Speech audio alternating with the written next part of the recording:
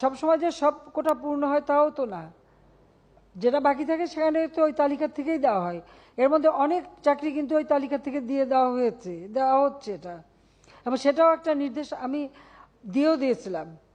কাজে এটা কিন্তু আছে, কিন্তু সেখানে অবশ্যই মুক্তিযুদ্ধ অগ্রাধিকার পাবে, এটা তো দিতেই হবে। এখন মেধা, এই যে মেধা আর কোটা নিয়ে, তো কোটা আর মেধা তো এক জিনিস না, তো এইখানে দ্বন্দ্বটা সৃষ্টি করে, এটা একটা ট্যাকটিস।